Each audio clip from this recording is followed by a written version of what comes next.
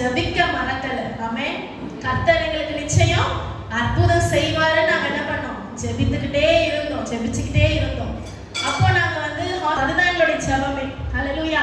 அதனால ஒவ்வொரு நாளும் வயிற்று கை வச்சு என்ன ஜெபம்னா, தீர்க்கதரிசி சாமுவேல் தீர்க்கதரிசிய நீங்க கொடுக்க போறீங்க அப்படின்னு சொல்லிட்டு ஜெபம்.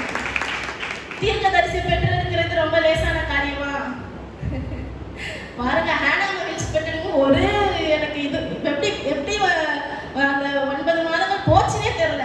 ஆனா இவரை பெற்றெடுக்கும் போது 3 மாசத்துலயே எனக்கு ஃபீவர், 3 மாசத்துல ஹை ஃபீவர், தலைவலி, ரொம்ப கஷ்டமா இருந்துச்சு. சரி சொல்லி 4வது மாசம் ஓகே நல்லா போகுது அப்படின்னு பார்த்தா 5வது மாசம் போய் நாங்க டெஸ்ட் எடுக்கிறோம். பிளட் டெஸ்ட், பிபி, சுகர் பார்த்தோம்னா சுகர் என்ன ஆயிடுச்சு? அதிகமாயிடுச்சு. சாப்பிட்றதுக்கு முன்னாடி சுகர் எவ்வளோ இருக்கும்? நிறைய சுகர் பேஷண்ட் இருப்பீங்கன்னு நினைக்கிறேன். சாப்பிட்றதுக்கு முன்னாடி 100 தான் இருக்கணும். ஆனா எனக்கு பார்த்தீங்கன்னா 218 போயிடுச்சு. 218. ஆவடியில ஒரு டாக்டர் கிட்ட பார்க்குறோம். அவங்க இதெல்லாம் வந்து பார்க்கவே முடியாது, நீங்க பெரிய ஹாஸ்பிட்டலுக்கு போயிருக்கணும் அப்படின்ட்டாங்க.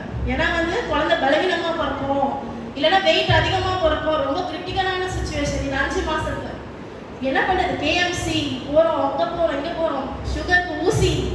நான் இந்த மாதிரிலாம் அனுபவிச்சதே இல்லை, என்னன்னே தெரியாது. பிபி சுகர்லாம் என்னன்னே தெரியாது.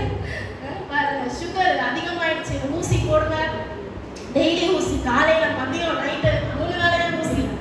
அப்படியா 2-3 மாசம் போச்சு. அதுக்கப்புறம் நாங்க ஜெபம் பண்ணோம், எங்கப்பா எங்களால் அலைய முடியாது, கேஎம்சி ஹாஸ்பிட்டல் எங்க இருக்குது, போயிட்டு வர முடியாது, நீங்க ஒரு அற்புதம் செய்யணும்னு சொல்லிட்டு அப்புறம் ஃபுட்லயே நாங்க என்ன பண்ணோம், கம்மி பண்ண கர்த்தர் அதுலயும் அற்புதம் செஞ்சார். அடுத்த விசுவாசம் உள்ளவர்களா நம்ம இருக்கும்போது கர்த்தர் என்ன பண்ணுவாரு?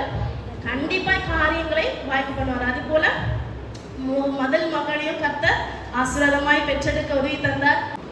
இப்போ உங்களை பார்த்து நீங்க சொல்ல போறீங்க, I am the best mom. சொல்லுங்க, I am the best mother. ஹல்லேலூயா. நம்மளை பார்த்து யாரும் சொல்ல மாட்டாங்க, அப்படிதானே? இப்படி பண்ணி நீ ஒரு தாய்